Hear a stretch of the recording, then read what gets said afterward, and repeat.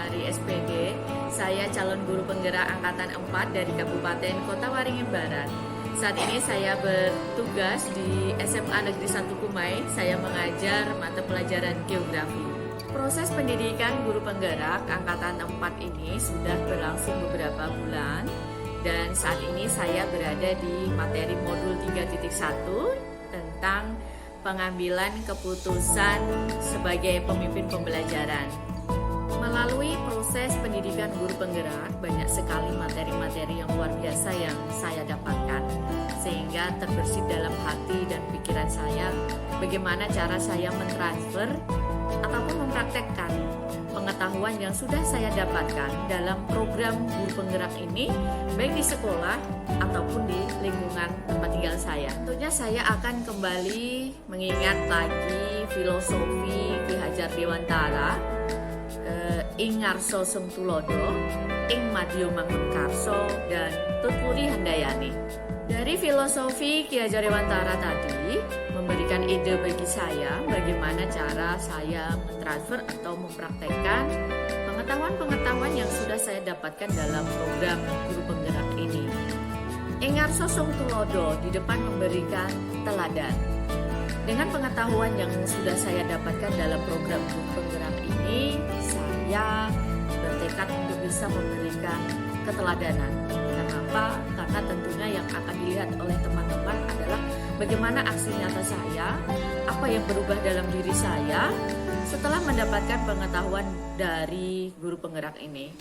Dan saya lakukan adalah memberikan contoh pelaksanaan budaya positif, kemudian pembelajaran yang berpihak kepada murid, serta cara pengambilan keputusan dalam memimpin pembelajaran.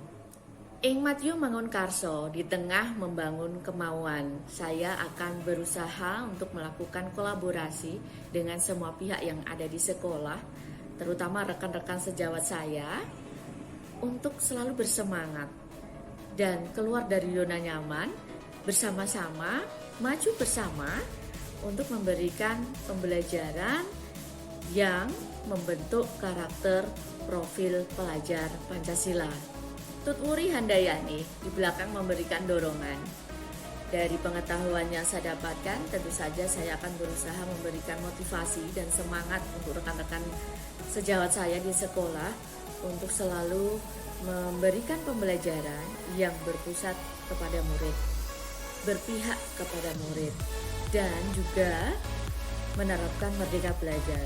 Tidak hanya rekan-rekan guru, tentunya saya juga berusaha untuk memberikan motivasi, memberikan dorongan kepada siswa-siswa saya untuk terus mengasah potensi, mengasah kemampuan yang mereka miliki, sehingga tidak hanya cerdas dalam ilmu pengetahuan, tetapi juga tergali potensi yang dia miliki.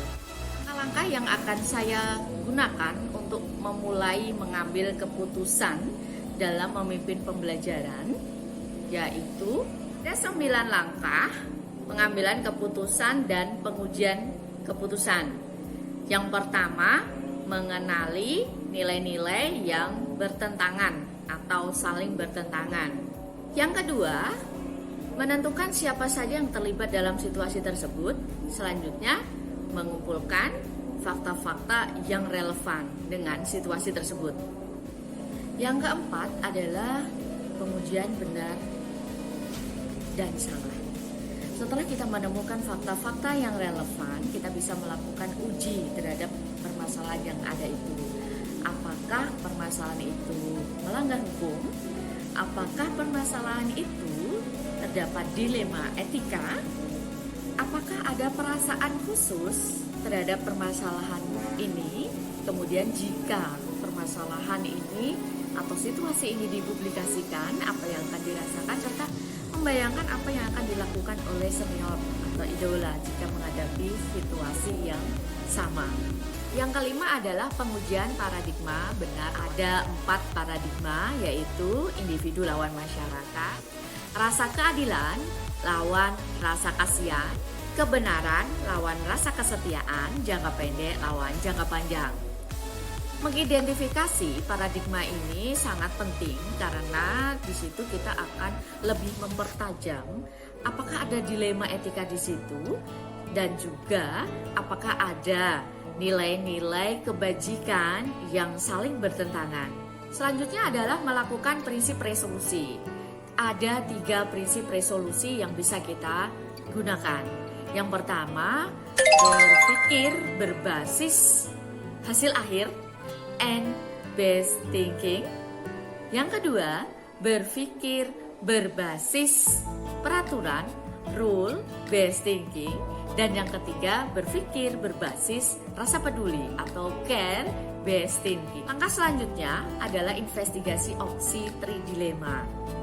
Di sini kita harus bisa memberikan beberapa opsi atau pilihan yang berupa keputusan, dan tentunya keputusan ini juga sudah melalui pertimbangan yang matang. Langkah yang ke-8 adalah membuat keputusan. Ini adalah titik di mana kita harus memiliki keberanian dan juga moral yang kuat untuk membuat satu keputusan yang penting. Langkah yang ke-9 adalah lihat keputusan dan refleksikan. Setelah kita menentukan keputusan yang terbaik yang sudah kita ambil secara matang dan penuh dengan kesadaran, kita berharap bahwa keputusan yang sudah kita ambil hari ini suatu saat nanti bisa dipakai sebagai acuan ataupun rujukan jika kita menghadapi situasi yang sama ataupun hampir sama. Mulai kapan langkah ini akan saya laksanakan? Tentunya mulai hari ini dan seterusnya. Ya, siapa yang akan menjadi pendamping saya dalam mengambil keputusan berkaitan dengan pemimpin pembelajaran? Yang jelas yang pertama adalah kepala sekolah, kemudian ada waka kurikulum, ada waka kesiswaan, rekan guru, kemudian siswa itu sendiri dan juga warga sekolah. Walaupun terkadang kita tahu bahwa ada beberapa permasalahan yang mungkin tidak harus sampai kepala sekolah, karena di sekolah juga sudah ada waka kesiswaan, otomatis juga bisa atau sebagai rekan pendamping dalam mengambil sebuah keputusan. Wali kelas dan juga guru BP itu juga punya peran besar dalam pendampingan pengambilan keputusan dalam pemimpin pembelajaran. Yang jelas kolaborasi antara saya dengan stakeholder yang ada di sekolah saya salah satu hal yang utama. Demikian tadi demonstrasi kontekstual yang bisa saya sampaikan berkaitan dengan materi pengambilan keputusan pemimpin pembelajaran. Terima kasih. Wassalamualaikum warahmatullahi wabarakatuh.